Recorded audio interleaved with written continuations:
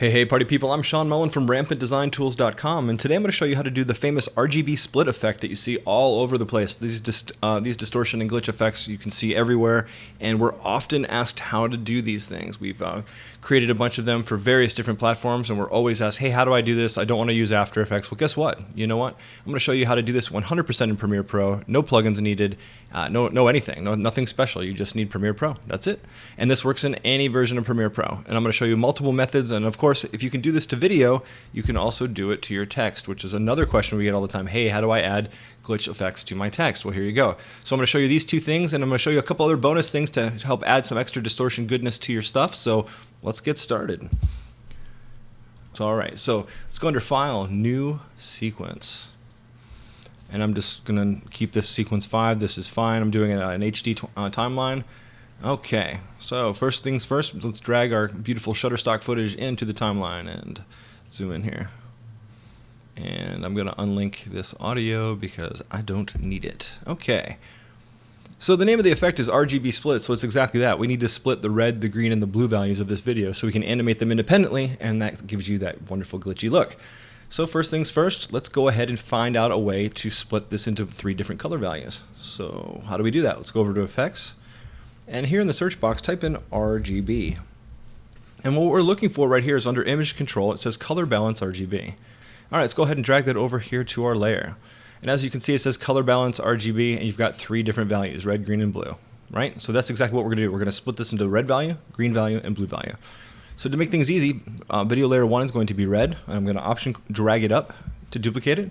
And this layer is going to be blue. Or excuse me, green, and then this layer up here is going to be blue, so it's RGB, red, green, blue, okay? So let's highlight layer 1 and hit Shift 5 to make sure you open up your effects controls. And right here where it says color balance, because this is the red layer, we want red to be full and green and blue to be nothing. So let's make green 0 and blue 0, right? Okay, so that means the red channel, and if I turn this off right here, these 2 layers off, you can see that now my video is red, right? Moving on to layer 2, which is going to be our green layer. Back over here under our effects controls, highlight this, and like I said, this is green, so that means blue is 0 and red is 0, right? So now we have green. So bottom layer is red, middle layer is green, so what does that mean? Top layer is blue, right? So let's go ahead and on this layer, switch it to blue to 100 and green to 0 and red to 0, right? So now we've got blue, right? So blue, green, red, green, blue. You're like, well, how do I get my image back? This is not what I want. One more step. We have to make sure we have to blend these layers. So how do I get this back? We need to blend this. So let's go ahead and highlight our blue layer, go under opacity, go normal, screen, Wachaki. See, oh, we're getting close. And let's go ahead and highlight our green layer right here, go back to opacity, normal, and screen, and wham, you've got yourself the shot that it looked like when you started. So now we get to have fun. This is it. I mean, this is really quite simple. So let's go ahead and highlight our red layer, right? Now you have 2 options when you're manipulating this footage. Actually 3 really. You could do rotation, but for the most part I always do position and scale. You could do a rotation like I just said, but I rarely do it because it has kind of a funky look. So let's just start messing with things. When you reposition the red channel, see, you get this cool red-green kind of effect, right? Very cool, right? And if you alter the position like that, you can see the frame line. I like this effect. Some people find this off-putting, but the whole point of this effect is that the guns are out of whack. So in my mind, you would see the frame lines, but some people don't like that. So to avoid that, you can use scale instead. So you scale it up. Now, obviously, if you go less than 100, you're going to see frame lines as well. See? Boom, boom, boom, boom, boom, right? So obviously, when you're animating this, you want to be at 100 or higher. So that's what happens when you animate the red channel. Let's go ahead and put this back at 100. You can always, if you're not sure where you're at, if you're at something weird, you're like, how do I get back? Just go click that button right there, and it takes you right back to your regular values. All right, so that was the red channel. This is the green, so RGB, right? So the green channel, let's go ahead and just tweak the position. Oh, you got this cool like purpley green thing going on. Very cool, right? La la la, nice. And then the same with blue. So left, right. Oh, I like this blue yellow effect, and of course la la la. Okay, so what do? Well, now you just animate to taste. So let's just throw a marker out here and say, okay, we're gonna start when dude crosses right here. So let's just put a marker right there, whammy. And this is where our first animation is going to take place. So just for fun, let's start with animating red. You can just do whatever you want. You can put as little or as much as you want. Go over here to position and turn on this stopwatch, right? And then I'm going to use the arrow keys. I'm going to go a couple frames over. So I'm going to use the right arrow key and go 1, 2, 3, 4, 5.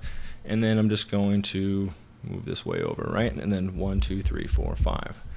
And then to go back to normal, you can go back to the number if you remembered it, which would be 960, right? Or you can hit the reset keyframe, the reset parameter. All right, roll it back and hit play. All right, so let's zoom in here a little bit so you can really see. See? Now that might be happening too slow or too fast for your taste, and this is where you just start animating based on your preferences. So I think it's a little slow for me. So I'm just going to zoom in here. I'm just going to start moving my keyframes around until I get something a little faster. There we go.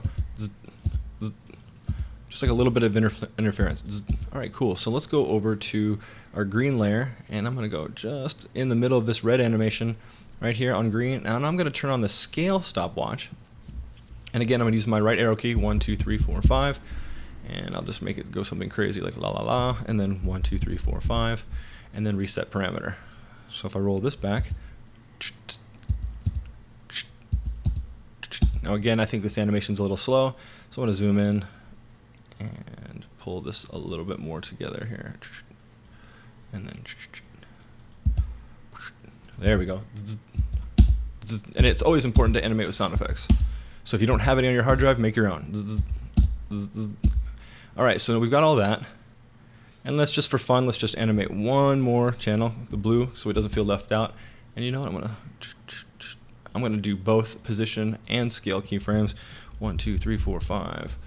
Just do down and then up like that. And then 1, 2, 3, 4, 5. Reset, reset, and roll it back. And that's obviously too slow, so I want to zoom in and move some keyframes around, bring them in a bit.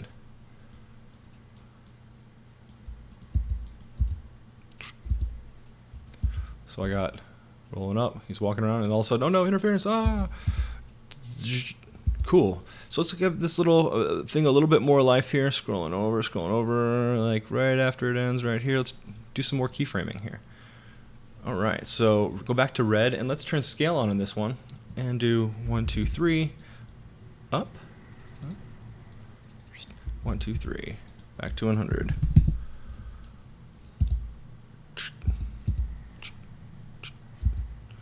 And then right as soon as that one does that, we'll scooch over here, like there, it's pretty good. And let's animate the green value. Right where it says position, go ahead and lock that keyframe in, and 1, 2, 3. 1, 2, 3, and I'm going to pull it back, 1, 2, 3. So I'm just going left and right, 1, 2, 3, 1, 2, 3, and then 1, 2, 3, reset, right? So let's see what happens there.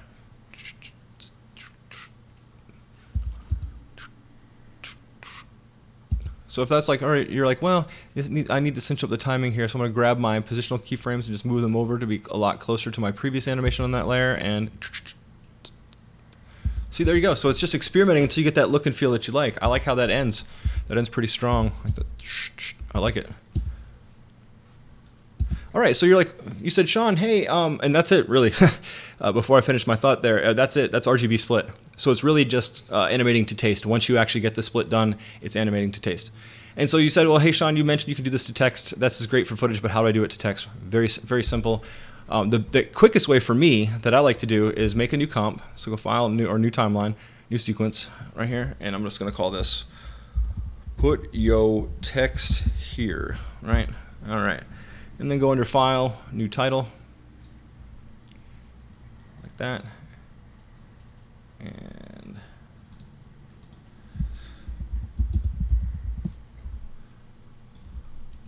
I want a different font.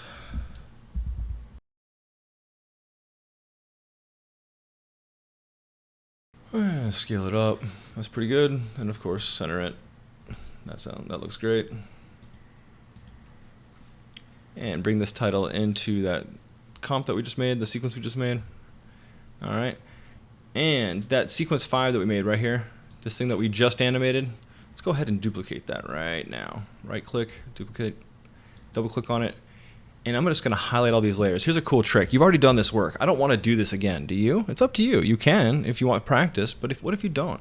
So let's just go ahead and put your text here like that, and Option drag it over on top of all these layers, and whammy. I roll it back.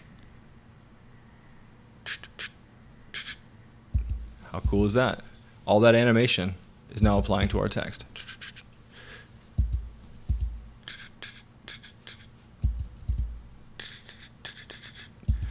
So that's it. It's as simple as animating each color value separately and then putting as much or as little and then just experimenting to taste.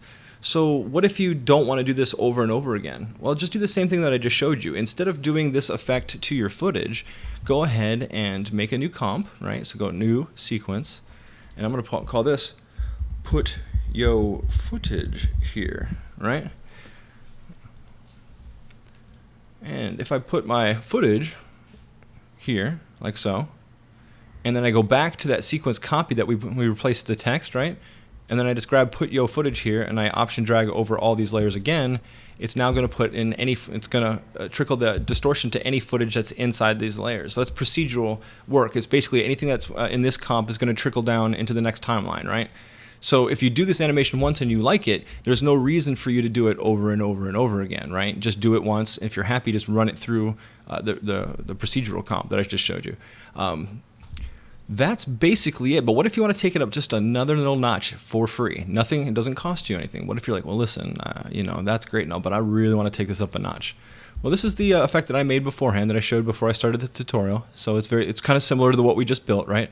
But let's add a few other things. If you go to 4kfree.com, that's the number 4, the letter K, and free, F-R-E-E.com, you get hundreds of effects from our library that we built absolutely free. Now, this library is a paid library, but we're giving a ton of it away for absolutely free. It's not watermarked, it's not heavily compressed, it doesn't have our name all over it or whatever. It's straight from our library, and you can use it as is in your work today, absolutely free. So just go to 4kfree.com, and in there you're going to get a bunch of different distortion effects absolutely free, and I'm going to show you how to add those on top of the split that we just did, right? So if I just turn this layer on, this is a heavy damage. So that works out really well. It's just an overlay, right? So I'll show you what it looks like when you download it from our site. Here's what it looks like. It's this thing right here. And when you combine, and this is real distortion that I created in our studio by screwing with QuickTime files and interfering with imagery and with signal flow. And so these are real distortion elements that we're putting on top of our split distortion that we just created. So when you roll back, that's cool. I can also use this one. That's cool. So you just pick the one that you think works best for your scene. That one is my favorite. And that one looks like this. See? I love this one. Right? And then there's this one you can do. And this is all included free in 4K free. So it's this cool little stream. And these are all elements from our distortion toolkit, but it's included absolutely free at 4kfree.com. So if you want to add some extra stuff, you can, and it's really simple. I didn't show you how to add it, so I'll just go over here, and we'll add another one on top. So if I go into my 4K free bin and I just grab, where's my favorite one? This one right here, and just drag it on top, right? Anywhere you want. And right now, when you put it on top, it's just gonna be like, well, hey, I don't see anything below, so we have to blend it. So go over here, go Shift 5 for effects controls. And opacity, switch it to screen maybe, and just play with your blend modes to see what you like. That's an interesting. But what happens if I make it like overlay maybe? Ooh, that's creepy. Oh wow. So just keep messing with blend modes until you find something that you really like. Let's like color dodge maybe. Nice. Cool. So if you're like, hey, this is cool, but you know what? The only way to make it look cool is to sit there and massage keyframes all day, and well, I'm just too busy for that. Or I just don't want to do it, or I'd rather somebody else do it. Well, you're in luck. We have all kinds of new templates at premieretemplates.net. It's brand new this year in 2017. All kinds of templates coming out from Rampant.